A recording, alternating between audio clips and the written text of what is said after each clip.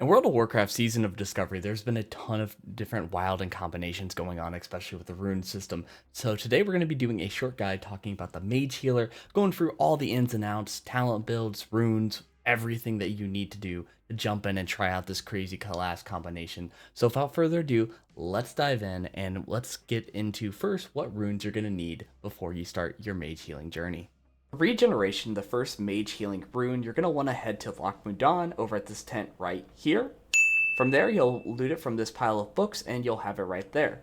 You can also do it by killing Defias pillagers, though you have to kill quite a few before it actually drops. For Arcane Blast, you're going to want to head to Ashenvale over here. Once you're there, you're going to go to each of these little pink crystals along the coast and the craters and cast Arcane Explosion. After you've done all three, you'll gain the rune of Arcane Blast.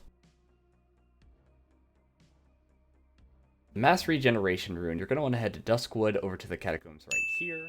You're going to go down the stairs, take a left, and to the right, there will be a box you're able to loot right where my character is jumping, and from there you'll get this phylactery, but you're not quite done yet. There's one more part to this. Now that you have the phylactery, you're going to head over to the catacombs right here. Once you're at the catacombs, you're going to see an altar as you enter it on the right side. You're going to click that, and you're going to have a boss fight with a lich. Recommend to have a party here, as he is able to cast a variety of spells that make it rough. But once you kill him, you loot him, and boom, you'll have the Mass Regeneration rune finally. This guide, I'm not going to recommend Rewind Time. Even though it's a very powerful ability that has a 30-second cooldown that basically allows you to reset people's health back to when you originally put the Temporal Beacon on them, during combat you're actually going to be using so much mana by switching out this ability as it replaces Arcane Blast. And basically what ends up happening is that your only damaging abilities is going to be Arcane Missile and Arcane Explosion. Due to this, it makes it very inefficient, makes it to where you burn through a lot more mana, while adding more powerful heals to your kit. It makes it to where it's inefficient at this stage because you don't really have a damage-based ability that you can spam, and not to mention Arcane Blast makes it to where it increases your overall power of your heals with a certain amount of stacks.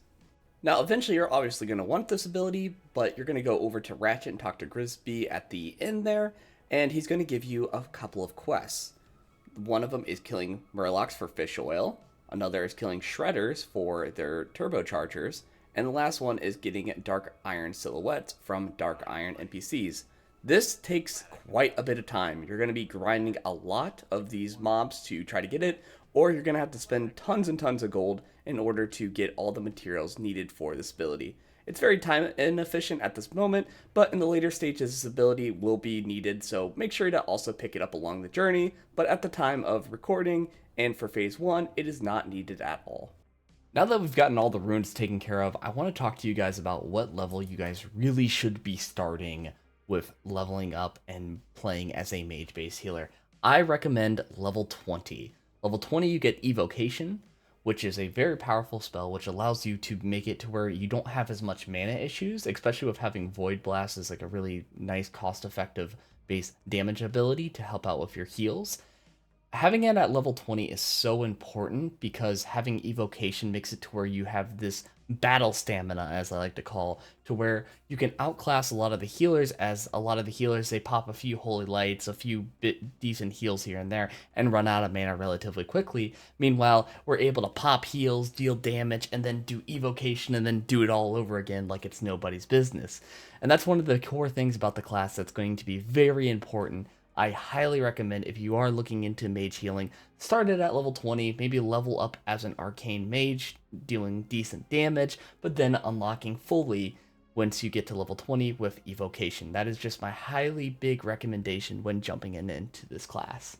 Now let's first talk about the basics of how this class works. Obviously you have your heals that we've now talked about with regeneration and mass regeneration, but the big thing is that thing in the corner right there of Temporal Beacon. Temporal Beacon basically makes it to where 80% of all arcane damage that we do is converted into heals with anybody that has that buff. And that's going to be very important, as it's kind of the fundamentals of the class of you pop it on people and then you do your damage. That's why we picked up Arcane Blast, as it's a very powerful based attack that also makes it to where it increases the power of our other arcane based abilities by 15% up to a max stacks of 4, making it to where we deal about 60% more damage or healing based off of it. Most of the time you're going to be using it for healing. But that's basically how it works, is basically I pop it on me. I now have temporal beacon. Now any damage that I do is put towards whoever this is on. And that's kind of the basics of how exactly this class works and getting into really the fundamentals of it. As time goes on, we'll talk about some other tips and tricks to make it a lot easier for you jumping in. But without further ado, let's talk about the talent trees, the pros, the cons, and everything that you need to know about the class. Alright, so let's talk about the pros. The pros are basically you're able to deal damage to the boss, allowing it to where you're able to do faster times to kill, which is so important, especially when you're wanting to just get content over as fast as possible. Having it to where the mage also does damage makes it to where it overall utilizes a lot better. So it really partners up well if you are with like a priest or like a paladin or like a druid that is hard focusing on healing, and allows you to be kind of like this secondary healer, but not really secondary, but you're able to do some damage to help make those encounters go by a lot quicker. The other thing is that they have a really powerful AoE heal with mass regeneration, which allows you to be able to heal a bunch of targets in a short window, which especially at this level range is pretty impressive. So able to just do mass regeneration and then just start doing damage and heal multiple targets within that 15-yard radius of that initial cast is so important.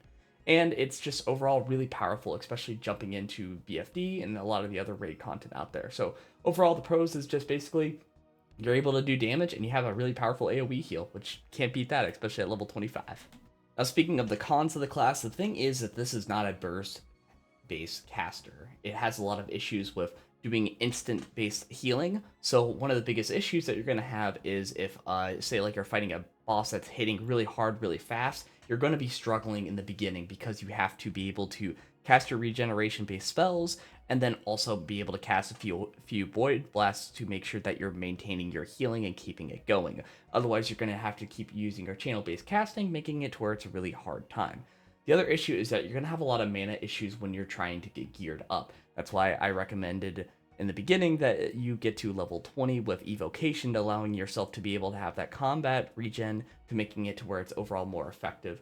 So the big thing is when you're doing this, you're going to make sure that you need to do your proper prep that we're going to be talking about, and on top of it, making sure that you have a decent amount of gear and level requirement, so that way you are able to do the big heals and be able to keep up with a lot of the other healers out there. Otherwise, you're going to have a little bit of a struggle, but bear with me.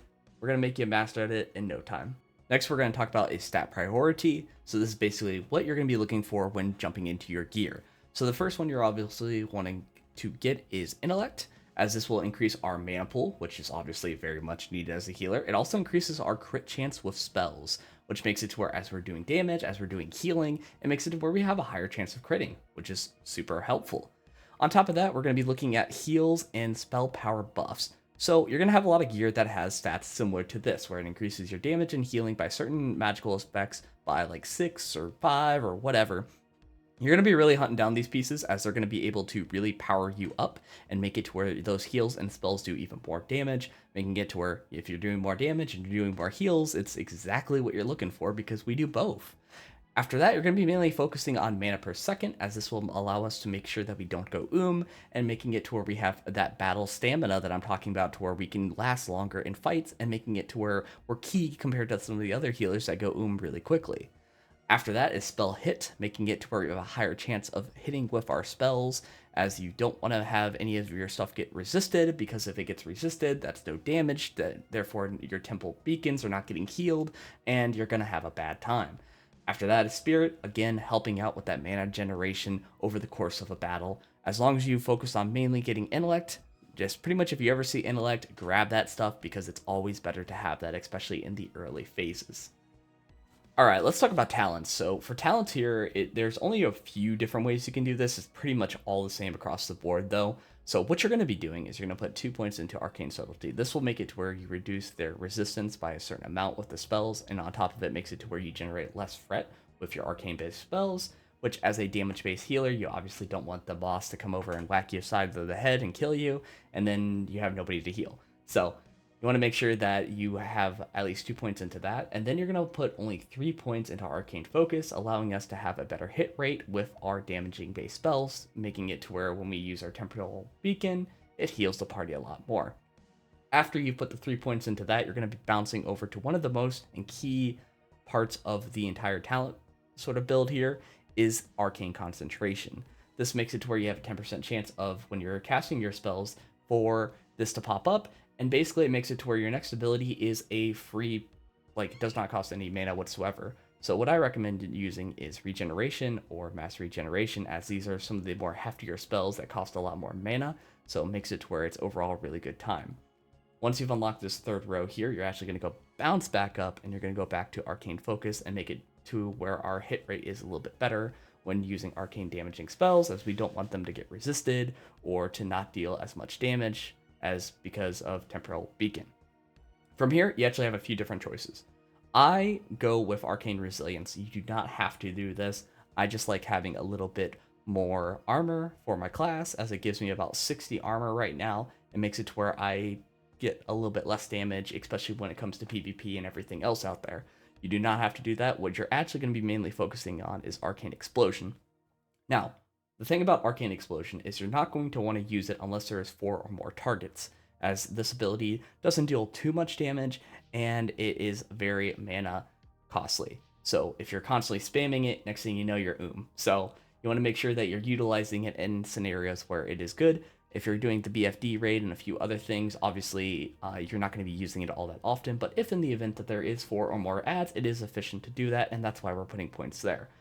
The main other one that we're going to be wanting for in this talent tree, and pretty much required, is Arcane Meditation, as this will help out with issues, and you don't want to run out of mana, so you want to make sure that you at least have 1 point in this, as this will make it helpful later on. As we get to later phases, you're obviously going to want to put more points into that, but they also, with me having Arcane Resilience already on stat, I can make it to where I can focus on Awakened Mind.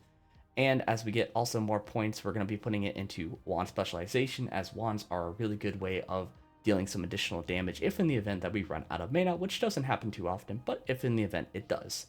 So between all the spell hit chance, having it to where we have Reduced Fret, having it to where we can reduce our mana costs on stuff, and having it to where we can get more mana, makes it to where you're more efficient as a healer, especially with evocation and everything else out there. Making it to where we can have the best combat stamina for keeping up with a fight compared to a lot of other good healers. That's pretty much the talent tree.